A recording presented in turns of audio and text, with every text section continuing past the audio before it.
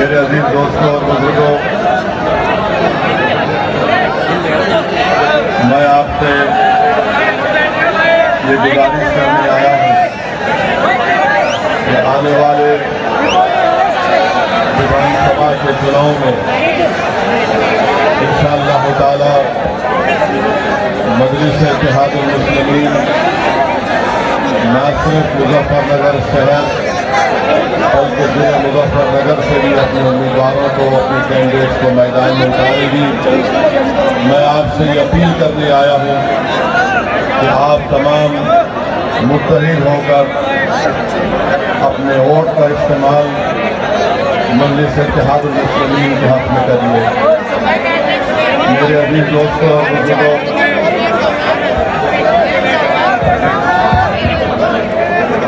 मैं आपको ये भी बताने आया हूँ कि उत्तर प्रदेश में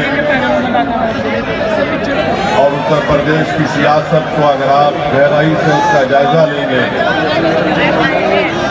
तो भाई बैठ जाइए, जो खड़े हैं बैठ जाइए, बैठ जाइए, बैठ जाइए।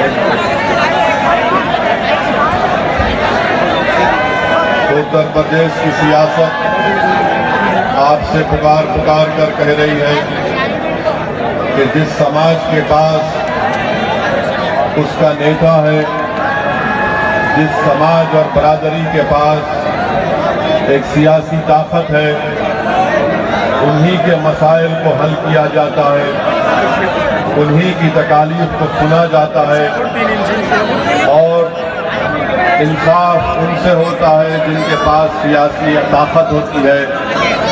अगर आज आप लोग मुत्तहिदा तौर पर अपनी आवाज़ को मजबूत नहीं करेंगे, अगर आप लोग उत्तर प्रदेश में अपनी सियासी क़यादत को नहीं बनाएंगे तो फिर नुकसान हमारा होगा। बरसों आप तमाम ने मुख्तलिफ सियासी पार्टियों का साथ दिया, मगर आज असदुद्दीन ओवैसी हजारों किलोमीटर का फासला तय करके उत्तर प्रदेश में इसलिए आया है ताकि इस नाइंसाफी के दौर का खात्मा हो सके, ताकि आपको अपना एक जायज मुकाम मिल सके। मेरे अजीज दोस्तों और बुजुर्गों, उत्तर प्रदेश में आज हर समाज की एक अहमियत है, उनका एक मुकाम है और उनकी कोई वोट या उनकी आवाज़ की कीमत भी है और अहमियत भी है। अगर उत्तर प्रदेश की सियासत में किसी की अहमियत नहीं है तो वो उत्तर प्रदेश के 19% मुसलमान हैं। मैं इसलिए आपसे कह रहा हूँ, मैं सिर्फ जज्बात में लाने के लिए आपको नहीं कह रहा हूँ, बल्कि सच्चाई आपके सामने बयान कर रहा हूँ। आपका ताल्लुक उस शहर से है, आपका ताल्लुक उस सरजमीन से है जहाँ पर सितंबर 2013 में भारत की तारीख का एक बदगुमा फसाद मुजफ्फरनगर में किया गया। ये बात बिल्कुल सच है कि आज भी हजारों की तादाद में हमारे घर को हम वापस नहीं जा सकते नहीं है तो उस कम्युनिटी का, उस समाज का नाम मुसलमान है।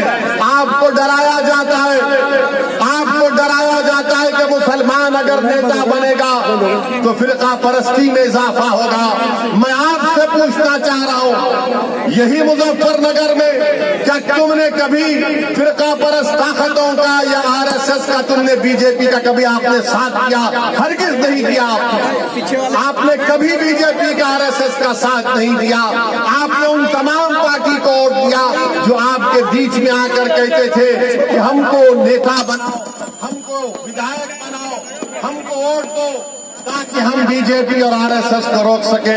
मेरे अजीज दोस्तों और बुजुर्गों, क्या मिला उत्तर प्रदेश के मुसलमानों को?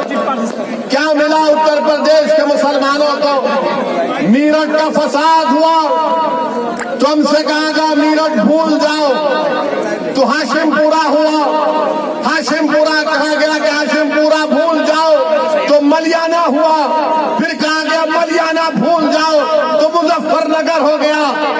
कर कह रहे हैं कि मुजफ्फरनगर की बात मत करो। मैं जब यहाँ पर आ रहा था तो ऐसे लोग मुझे फोन करे और कहे कि ओवैसी साहब आप मुजफ्फरनगर को जा रहे, अपनी तकरीर में मुजफ्फरनगर के फसाद का जिक्र मत करिए। मैंने कहा क्या जिक्र करूं? तो कहा कि आप जो है ना भड़काऊ भाषण मत दीजिए। मैं उनसे पूछना चाहता हूं मेरे अजीज दोस्तों और बुजुर्गों, यही इन लोगों की सोच है जो गरीब मुसलमानों का सौदा करते हैं दिल्ली में बैठकर या लखनऊ में बैठकर। अरे नाइंसाफी का जिक्र करना चाहिए। मैं मुजफ्फरनगर का जिक्र, मैं मलियाना का जिक्र, हाशिमपुरा का जिक्र, मीरठ का फसादात का जिक्र वोट हासिल करने के लिए नहीं कह रहा हूं। मैं इसलिए कर रहा हूं कि नाइंसाफियों को नहीं भूलना चाहिए। जब आप नाइंसाफियों को भूल जाएंगे तो दोबारा नाइंसाफी होगी। जिस दिन आप नाइंसाफियों को याद रखेंगे कि आज जिस्म पर यहाँ पर जख्म आया था, इस जख्म को याद रखना पड़ेगा। मैं जख्मों को खोलने के लिए नहीं आया हूं, मैं आपको याद दिलाने के लिए आया हूं कि नाइंसाफी किसने की और आपको क्या हासिल हुआ। मेरे अजीज दोस्तों और बुजुर्गों, आप ये भी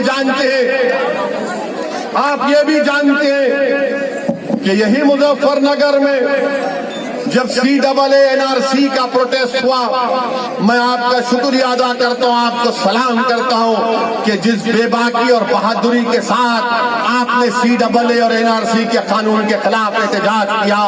जब भारत की पार्लियामेंट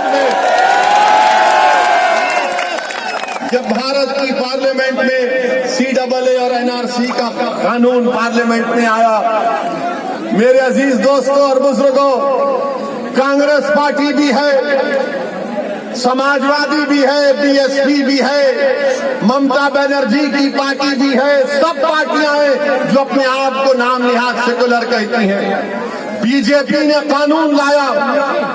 कौन था पार्लियामेंट में खड़े होकर जिसने पूरे देश के सामने बता दिया कि कानून भारत के संविधान के खिलाफ है?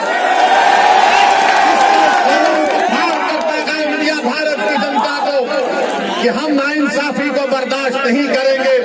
मेरे अजीज दोस्तों और बुजुर्गों, मुझसे कई दूसरी सियासी पार्टियों के कायदीन ने कहा कि ओवैसी तुमको क्या जरूरत थी कानून को फाड़ने की।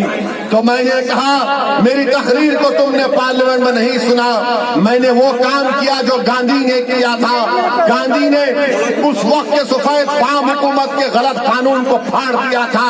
मैं भी इस कानून को फाड़ता हूं क्योंकि मुसलमानों के खिलाफ, ये भारत के संविधान के खिलाफ है, ये भारत के फंडामेंटल राइट्स के खिलाफ है। मेरे अजीज दोस्तों और बुजुर्गों, हम पार्लियामेंट में सिर्फ मजलिस के 2 MP हैं, मगर अल्लाह के फजलो करम से आपकी दुआओं की वजह से हम पार्लियामेंट के दोनों दीवार को हिलाकर रख देते हैं, बुलंद करते हैं। अगर उत्तर प्रदेश में मजलिस के MLA कामयाब हो जाएंगे इंशाअल्लाह, अगर उत्तर प्रदेश में आपकी क़ियादत बनेगी तो आप खुद सोचो कि कल कोई नाइंसाफी करने से पहले सोचेगा कि नहीं अब इनका नेता है, अब इनकी पार्टी है, इनकी एक ताकत है, इनकी एक शनाख्त है, इनसे कोई पंगा नहीं ले सकता, इनसे नाइंसाफी नहीं। यही तो हकीकत है ना, यही तो हकीकत है। भारत की सियासत की हकीकत ये है कि जिसकी लाठी उसकी भैंस है। ये कल हकीकत है। जब हम इसको बयान करते हैं तो हमारे मुखालिफिन कहते हैं कि तुम जज्बाती तकारीर करते हो। मैं जज्बाती तकारीर नहीं, मैं सच्चाई को बयान कर रहा हूं ताकि जब आप यहां से उठकर जाएंगे तो अपने दिलो दिमाग में सोच और फिक्र को लेकर जाएं, ताकि आपके अपने फैसलों में तब्दीली पैदा हो। और उसकी मिसाल क्या है? क्या 2019 के लोकसभा के चुनाव में ये सच नहीं है कि 90% हिंदू भाई जाटों ने बीजेपी को वोट दिया? क्या नहीं दिया जाटों ने बीजेपी को वोट? आपने दिया बीजेपी को वोट? तो कैसे जीत गया बीजेपी वाला यहां से? वो जाट जो अजीत सिंह को हरा दिया, चौधरी चरण सिंह के बेटे को, जिन्होंने अपने बड़ों की आदत को छोड़ दिया। मेरे अजीज दोस्तों, मेरे बुजुर्गों, तुम कब तक इन आदतों में पड़ते रहोगे? एक तब्दीली पैदा करो खुदा के लिए, एक बदलाव लेकर आओ। अपनी पार्टी को वोट देकर देखो एक मर्तबा सबकी तब्दीली कैसी होती है। जब जाटों ने अजीत सिंह को छोड़ दिया, चौधरी चरण सिंह की पार्टी को छोड़ दिया, तो क्या उत्तर प्रदेश के मुसलमान उस रिवायती सियासत को छोड़ेंगे? नहीं छोड़ेंगे। मेरे अजीज दोस्तों और बुजुर्गों, जहां पर बात CAA NRC के कानून की आई, तो मैं यहाँ पर हाजी हसन साहब जो मुजफ्फरनगर खालापार एरिया के रहने वाले, जिनके घर में घुसकर योगी की हजरत पुलिस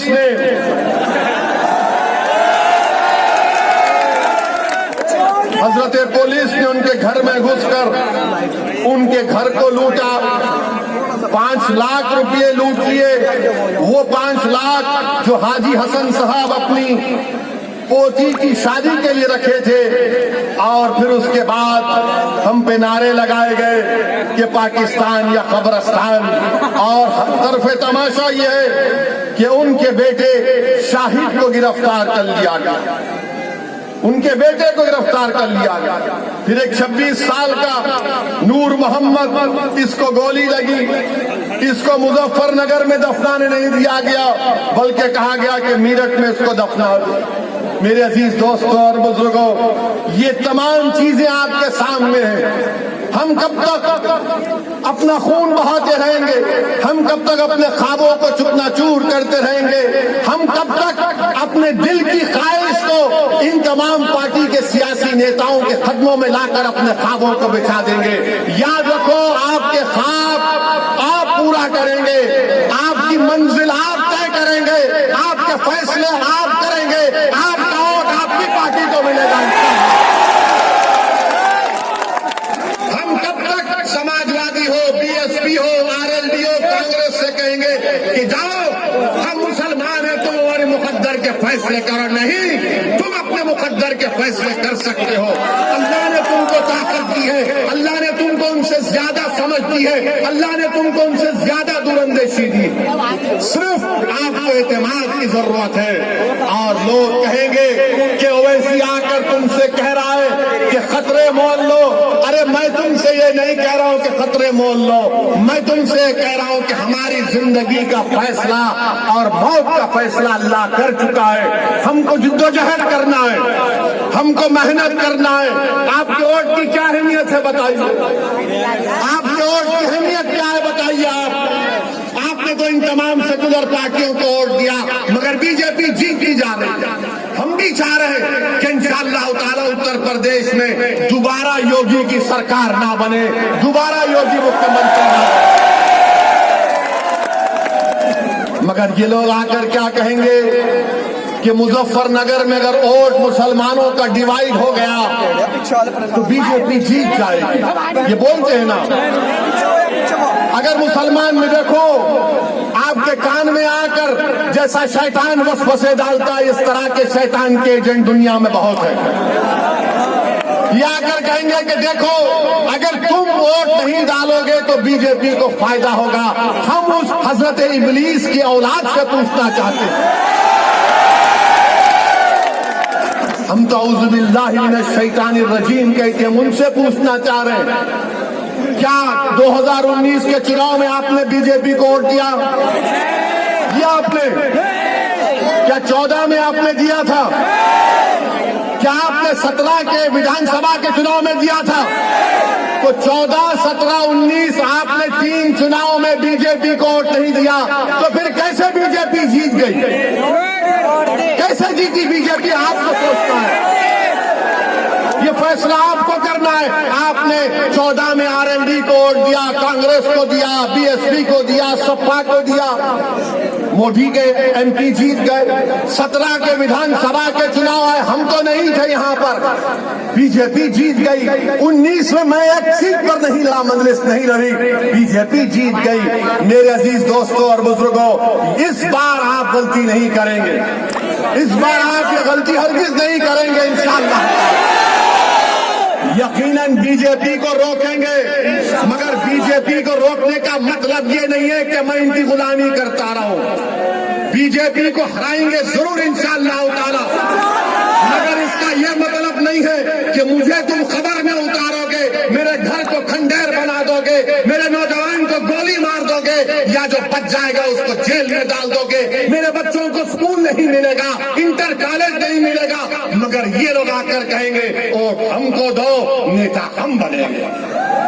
ये नहीं हो सकता। वोट भी आपका होगा, नेता भी आपका होगा, रोशन मुस्तकबिल भी इंशाअल्लाह आपका होगा। और जो लोग हमसे कहते हैं, जो लोग आकर मजलिस पर तनकीद करते हैं कि मजलिस एक फिरका परस्त पार्टी है, मजलिस जीतेगी तो फिरका परस्ती बढ़ेगी। अरे कौन सी तुम सेकुलरिज्म की बात कर रहे हो? मेरे अजीज दोस्तों और बुजुर्गों, मेरी इज्जतदार माँ और बहनों, ये जो मुसलमानों से नफरत है किस हद तक पहुंच गई, इसकी एक मिसाल देता हूँ। मुसलमानों से फिरका परस्ती की सद तक आसमानों को छू रही एक मिसाल देकर चले जाऊंगा। पाकिस्तान और इंडिया का क्रिकेट मैच हुआ ना, मैं तो ये कहा था मोदी जी से कि इस मैच मत खेलो आप। मैं तो कहा था कि मैच इसलिए मत खेलो क्योंकि पाकिस्तान से टेररिस्ट कश्मीर पे आके वहां के सिविलियन को गोली मार रहे, हमारे 10 सिपाहियों को मार रहे। मगर मैच हुआ, खेल है, 11 खिलाड़ी क्रिकेट मैच में खेलते हैं एक तरफ एक टीम में। बदकिस्मती से भारत हार गया, तो किस पर इल्जाम लगाया शिकस्त का? किस पर लगाया इल्जाम? बोलो, किस पर इल्जाम लगा? किस पर इल्जाम लगा? तो क्या शमी एक ही प्लेयर था 11 में? 11 की टीम थी, मगर फिरका परस्ती बताने के लिए आपसे कह रहा हूं कि टीम हारी, हमको तकलीफ है, मगर शमी पर जिम्मेदारी डाल दी कि शमी की वजह से हार गए, शमी की वजह से हारते। ये नहीं, ये यही तो फिरका परस्ती है, यही तो मुसलमानों से नफरत है। इसको आपको समझने की जरूरत है। मीडिया के लोग हमसे आकर पूछे, हमने कहा लो हमारा बयान हम कहते हैं तुमसे सुन लो। मेरे अजीज दोस्तों और बुजुर्गों, ये एक मिसाल कि क्रिकेट के मैच में भी, खेल के मैदान में भी भारत की सियासत, भारत का माहौल इस तरह कर दिया गया कि हर चीज के लिए जिम्मेदार मुसलमान को बना दिया जाता है। कौन उठाएगा आवाज फिर? और लोग आकर कहेंगे नहीं नहीं, हमको इस माहौल को खत्म करना। रे कैसे खत्म करेंगे माहौल को? माहौल को खत्म कैसे करेंगे? भीख मांगकर माहौल खत्म करेंगे? रोकर माहौल को खत्म करेंगे? नहीं। जमहूरियत आपको इस बात की इजाजत देता है कि आप सियासत में हिस्सा लें, अपने वोट से अपने उम्मीदवार को कामयाब करें, और अगर कोई आपसे बदतमीजी करना चाहता है तो आप कहें कि मजलिस का ये कैंडिडेट हमारे सामने, तुम इनसे बात करवा के। अच्छा, हैरत की बात की, अफसोस की बात की है कि यहाँ पर शमी पर इल्जाम लगा दिया मुसलमानों से नफरत करने वालों ने, तो हमारे पड़ोसी मुल्क का एक मिनिस्टर है, पागल है बेचारा, पागल है। उसने कह दिया कि पाकिस्तान जीता तो इस्लाम की कामयाबी हो गई। अरे अहमक, दीन इस्लाम को क्रिकेट मैच से क्या करना है? दीन को क्रिकेट मैच से क्या करना है? मगर ये पड़ोसी के लोग समझ में नहीं आता।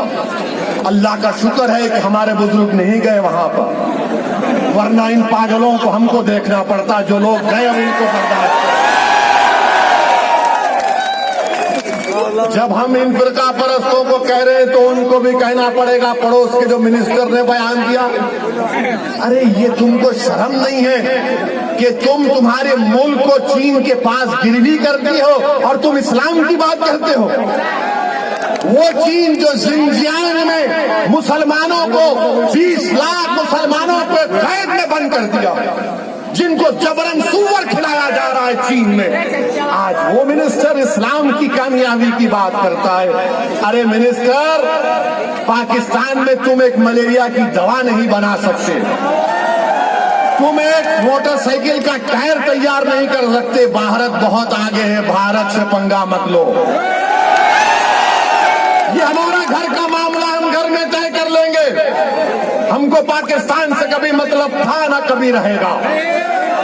और हम ये हमारे शमी को गाली देने वालों से कहेंगे, प्यारे शमी के जैसा बॉलर फिर कभी नहीं मिलेगा भारत को। मगर दुश्मनी करना है, नफरत फैलाना है, हमारे हिंदू भाइयों में नफरत फैलाना है कि देखो 11 की टीम में 1 से हार गए। मेरे अजीज दोस्तों और बुजुर्गों, आपको ये भी बताना जरूरी समझता हूं कि आप त्रिपुरा में, भारत का एक स्टेट है त्रिपुरा, वहां पर पिछले 5 दिन से 15 मसाजिद को नुकसान पहुंचा दिया गया। 15 मसाजिद को नुकसान पहुंचा दिया गया, बाद मसाजिद को जला भी दिया गया। ये कहां गए मोदी जी,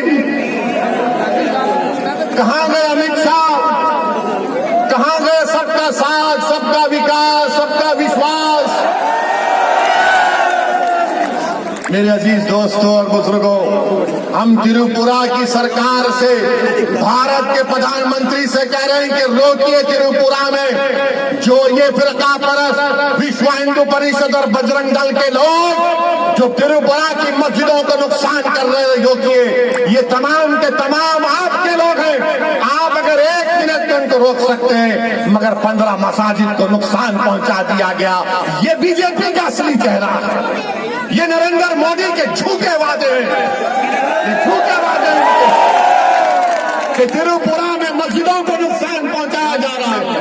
वीडियोस हैं सोशल मीडिया पर, मस्जिद जल रही है, आईने तोड़ दिए गए, कुरान के पारों की बेहरमती कर दी गई। और क्या कर रही है बीजेपी की सरकार, खामोश बैठी हुई है। मेरे अजीज दोस्तों और बुजुर्गों, मैं मजम्मत करता हूं जो त्रिपुरा में आज हो रहा है। और बीजेपी और भारत के प्रधानमंत्री को चाहिए कि वो फौरन त्रिपुरा के बारे में एक मीटिंग ले। मोदी जी कम से कम अगर बोल नहीं सकते तो ट्वीट तो कर दो,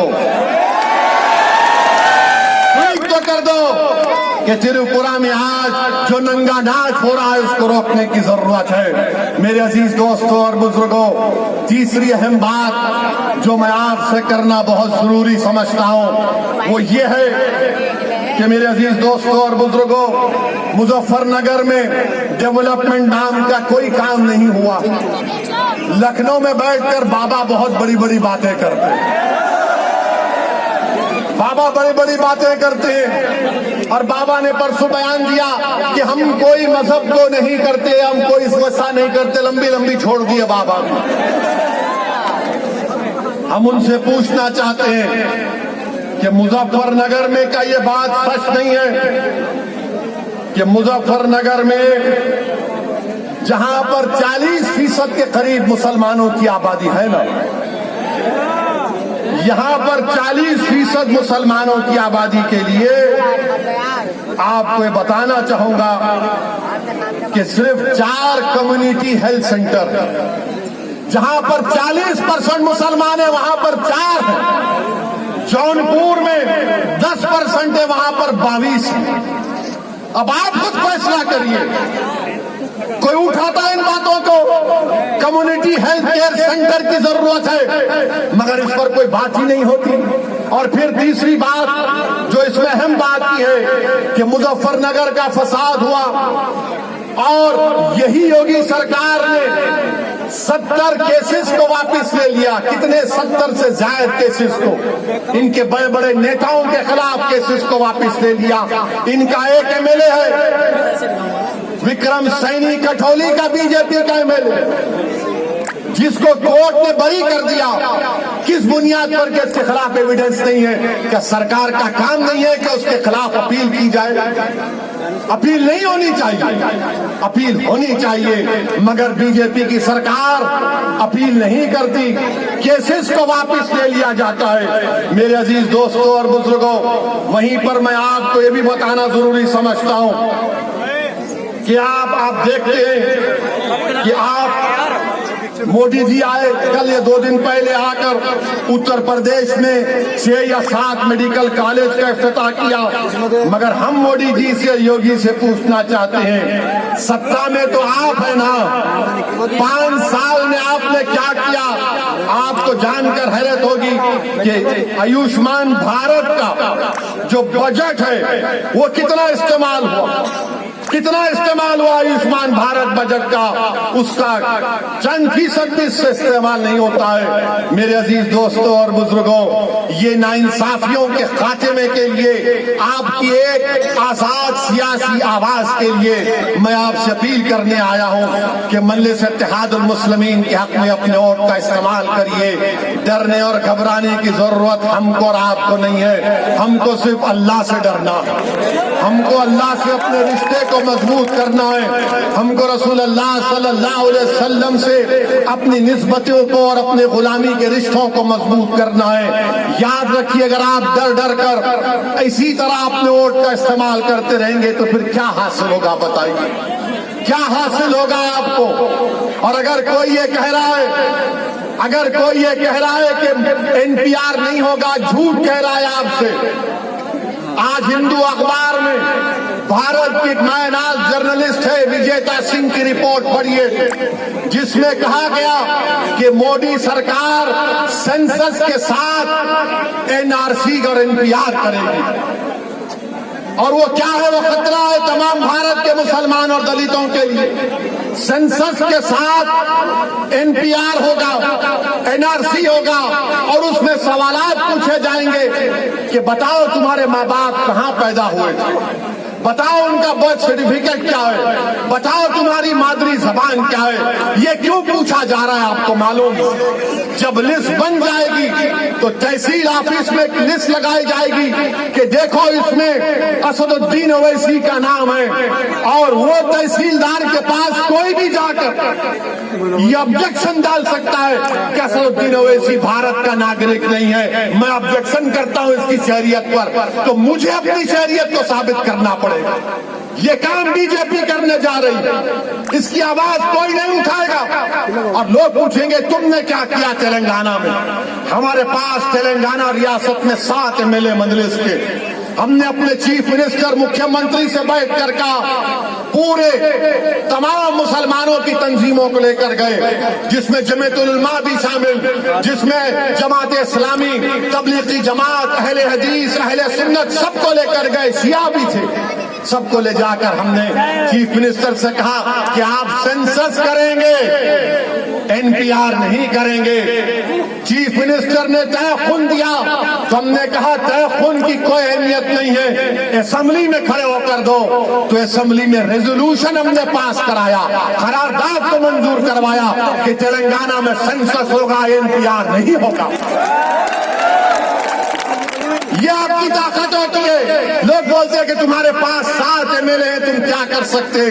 हमको मंत्री संतरी बनने का शौक नहीं है, मुझे मंत्री बनने का शौक नहीं है, मुझे आपको इंसाफ दिलाने से मतलब है, मुझे गरीब मुसलमानों को इंसाफ दिलाने से मतलब है। आपने सबको वोट डाला, कोई संतरी बना, कोई विधायक बना, कोई मंत्री बना, कोई ऊंचा चला गया, मगर इतना ऊंचा गया कि जिसने उसको ऊंचाई पर पहुंचाया उनको ही भूल गया।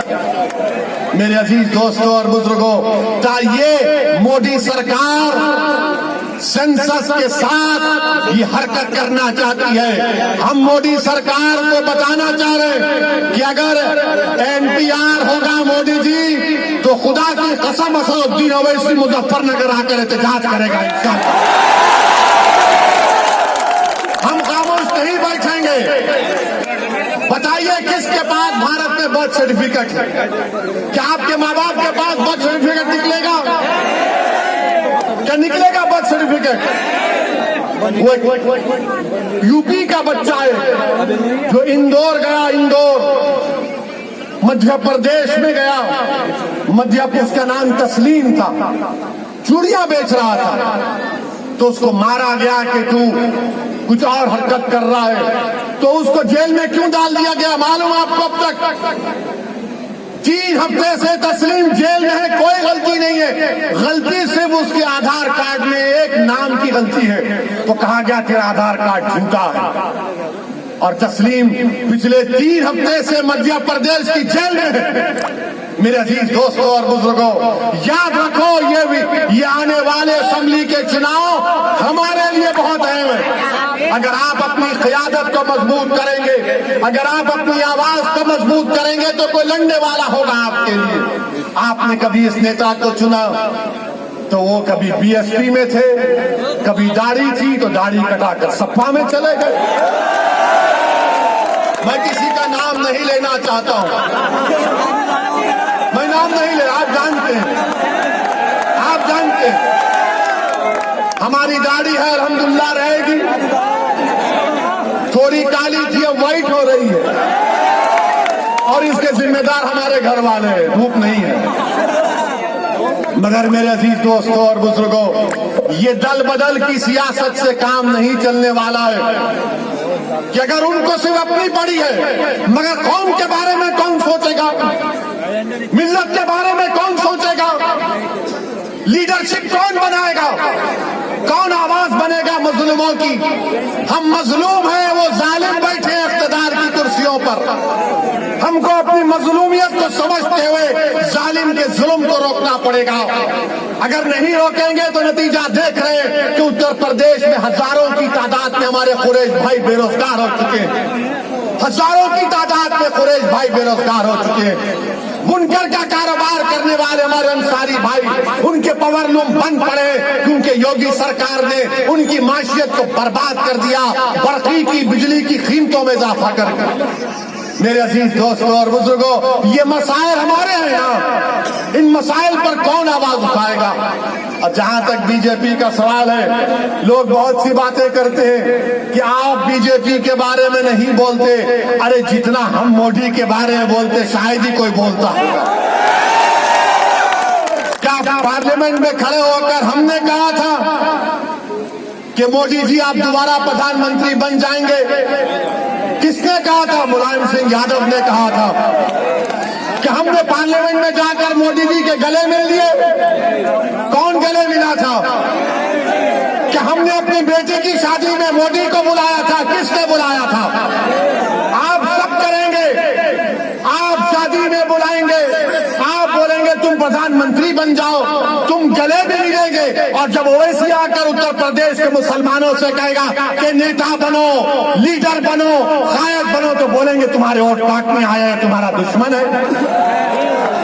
हम तुमको वोट डालते रहेंगे, हम तुम्हारे लिए दरी बिछाएंगे, तुम्हारे सर पर ताज रखेंगे, और हम भीख का कासा लेकर अपने बच्चों की जिंदगी की भीख मांगेंगे। मेरे अजीज दोस्तों और बुजुर्गों, हमको जमहूरियत हक देती है कि हम अपने मसाइल को हल करें। आप देखिए तेलंगाना में हमने गवर्नमेंट पर दबाव डालकर वहां पर तेलंगाना में 60,000 मुसलमान बच्चे और बच्चियां बगैर फीस दिए गवर्नमेंट के स्कूल में पढ़ती है, क्लास 6 से क्लास 12वीं तक। बेहतरीन स्कूल है। क्या इस तरह का काम उत्तर प्रदेश में नहीं किया जा सकता? क्या अब आपको बच्चों को, अपने बच्चे और बच्चियों को पढ़ाने का शौक नहीं है? हर मुसलमान को है, मगर पैसे नहीं है पढ़ाने के, ये हकीकत है। मेरे अजीज दोस्तों और बुजुर्गों, और फिर मोदी की हुकूमत है, कितनों के पास मोटरसाइकिल, हाथ उठाओ।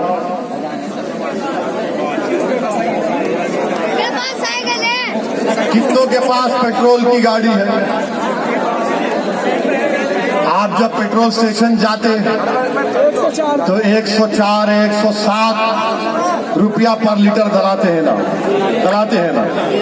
और जब दलाते हैं, दलाकर आप पैसे देने जाते हैं, सामने पोस्टर पर मोदी जी नजर आते हैं। वो देश के इन मोटरसाइकिल चलाने वालों को पैगाम दे रहे हैं कि बेटा लो पेट्रोल और मैं तेरा खून चूस रहा हूं। 107 रुपये मोदी जी, क्या आपने कमाल कर दिया, वाह वाह वाह।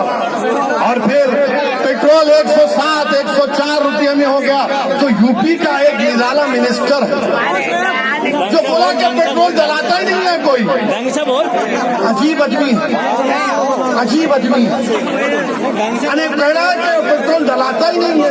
अच्छा, एक और इनका बहुत अक्लमंद आदमी है जो कहा कि मोदी जी ने कोविड का वैक्सीन लगाया तो उसमें पैसे चले गए। मेरे भाई, आप थम्स अप हो सकते हो, वैसी थम्स अप नहीं है। हम थोड़ा बहुत पढ़ना लिखना जानते हैं। भारत सरकार ने कोविड के वैक्सीनेशन के लिए 35,000 करोड़ रुपए मुख्तसस किए थे बजट में। तो पेट्रोल क्यों बढ़ाया जा रहा है? क्या मोदी जी आपको गरीबों से मोहब्बत नहीं है? आज पेट्रोल की कीमत बढ़ रही है, तरकारी की कीमतों में इजाफा हो चुका है। हमारी माँ और बहनें, आप बताओ, तरकारी में इजाफा हुआ नहीं हुआ? कितनी कीमत बढ़ चुकी है तरकारी की, खाने को खाना नहीं है, हम कुछ भी नहीं खा सकते। गरीब भारत का भूखा मर रहा है, मगर मोदी जी और बीजेपी RSS कह रही है कि गाय का गोश्त की बात करो, मॉब लिंचिंग की बात करो, भड़काओ, दुश्मनी पैदा करो, क्रिकेट मैच है तो भी सभी को ब्लेम कर दो। और मेरे अजीज दोस्तों, बुजुर्गों, हम पर इल्जाम लगता है कि हम ही जज्बाती तकारीर करते हैं, मगर आप अपने दिल पर हाथ रखकर बताइए, आप जानते हैं मौलाना कलीम सिद्दीकी को? जानते हैं मौलाना कलीम सिद्दीकी को? भाई, ये सपा वाले क्यों नहीं बोलते उनके बारे में? क्यों नहीं बोलते समाजवादी वाले? BSP क्यों नहीं बोलती? RLD क्यों नहीं बोलती? कांग्रेस क्यों नहीं बोलती? इसलिए नहीं बोलते, जब जाकर पूछो उनसे, इनके नेताओं से पूछो, बोलो ना मौलाना कलीम सिद्दीकी के बारे में, तो कहेंगे अगर कलीम सिद्दीकी के बारे में बोला जाएगा तो योगी और मोदी नाराज हो जाएंगे, हमको हिंदू भाइयों का वोट नहीं मिलेगा। मौलाना कलीम सिद्दीकी को एक झूठे केस में गिरफ्तार किया गया और इसके खिलाफ अगर किसी ने आवाज उठाई तो मजलिस इत्तेहाद और मुस्लिमीन ने आवाज उठाई। मेरे अजीज दोस्तों और बुजुर्गों, आज आप देखिए कि हर चीज मैं आपके सामने खुलकर बयान कर रहा हूं ताकि आप एक पैगाम लेकर यहां से उठें, ताकि आप आने वाले विधानसभा में मजलिस के अपने अपने वोट का इस्तेमाल करें। मैं फिर से आपसे अपील कर रहा हूं कि 14 में, 2014 में, 2017 में, 2019 में आपने इंडियन निहाल सेकुलर पार्टियों को वोट दिया, मगर ये बीजेपी को रोकने से नाकाम साबित हुए। मेरे बुजुर्गों, मेरी इज्जतदार माँ और बहनों, मेरे कौम और मिल्लत के गयूर नौजवानों, इस बार एक मरतबा मजलिस के हक में अपने वोट का इस्तेमाल करो, मजलिस का साथ दो। याद रखो, अगर आज समाजवादी, BSP, कांग्रेस, RLD में अगर मुसलमानों की तरफ कोई देख रहे हैं तो क्यों देख रहे हैं आपको मालूम? अगर मजलिस असदुद्दीन ओवैसी यूपी को नहीं आता तो ये मुसलमानों की तरफ देखते भी नहीं। एक MP है साबिका, इनका भी नाम लेना नहीं चाहता हूं, वो अपने फेसबुक पर मजलिस की तारीफ लिखी और ओवैसी की तारीफ लिखे। हमारे जिम्मेदारों ने उनसे राब्ता किया और बोला कि साहब, आपने बड़ी तारीफ की, तो कहा कि तहज्जुद में उठा था, दिल में तकलीफ हो रही थी तो मैंने लिख दिया। हमारे लोग खुश हो गए, मैं मुस्कुरा रहा था, मेरा ठीक है। 2 दिन के बाद मालूम हुआ कि अखिलेश यादव के बगल में खड़े होकर फोटो ले रहे हैं। हमारी तारीफ लिखेंगे तो अखिलेश बोलेगा आजा मेरे पास। मजलिस के डर से बुला रहे, तो मालूम हो गया कि उत्तर प्रदेश के मुसलमानों में मजलिस अपना घर बना चुकी है, एक मुकाम पैदा कर चुकी है। अखिलेश यादव हो, कांग्रेस हो, RLD हो, तुम नेताओं को ले रहे हो, मैं जनता को अपने साथ लेके जाऊंगा। जनता के बगैर कोई नेता नहीं है, ठेंगा रहता है। जनता है तो नेता है, अवाम है तो कायद है। अवाम कायद को बनाती है, जनता नेता को बनाती है। आज उत्तर प्रदेश की मुसलमान जनता इस बात को तय कर चुकी है कि हम अपने नए नेता को बनाएंगे, अपनी पार्टी को मजबूत करेंगे। मेरे अजीज दोस्तों और बुजुर्गों, मेरी आपसे सिर्फ यही गुजारिश है दोबारा कि मंजलिस को मजबूत करिए, हर बूथ पर अपनी पार्टी को मजबूत करिए। अगर मैं आप तक नहीं पहुंच सका तो मुझे माफ करिए, मगर आपसे एक वादा कर रहा हूं, मैं सिर्फ ये इलेक्शन लड़ने के लिए नहीं आया हूं। मैं मुजफ्फरनगर के गयूर मुसलमानों के दरमियान में खड़े होकर, जिन्होंने 8 साल पहले जिन पर मसाइब और मुश्किलात के तूफानों से गुजरना पड़ा, जिनको खाक और खून के दरियाओं से गुजरना पड़ा, मैं आपके दरमियान में खड़े होकर इस बात का आपको वादा कर रहा हूं, इलेक्शन जितने मेरी जिंदगी में आएंगे मैं आता रहूंगा उत्तर प्रदेश को इंशाअल्लाह। मैं सिर्फ एक इलेक्शन के लिए नहीं आया हूं, और अल्लाह मेरी नीयत को जानता है, रब्बे करीम मेरे दिल का हाल जानता है। मेरी दिल की ख्वाहिश सिर्फ यही है कि अल्लाह मुझे जब तक जिंदा रखेगा, मैं उस वक्त को कीमती समझकर भारत की जमहूरियत को मजबूत करना है। और कैसे भारत की जमहूरियत मजबूत होगी? जब मुसलमान अपना नेता बनाएगा, जब मुसलमान अपनी पार्टी को मजबूत बनाएगा, तब जमहूरियत मजबूत होगी। अब जमहूरियत मजबूत नहीं है, अब जमहूरियत मजबूत नहीं है। हम तो इन लोगों को कामयाब करते हैं जो अपने जाती मफाद के लिए आप लोगों का सौदा कर लेते हैं। मेरे अजीज दोस्तों और बुजुर्गों, मजलिस इत्तेहादुल मुस्लिमीन आपकी जमात है, आपकी आवाज है, इसको मजबूत करिए। इंशाअल्लाह ताला दोबारा आऊंगा, आपसे फिर मुलाकात होगी। अस्सलाम वालेकुम व रहमतुल्लाहि व बरकातहू।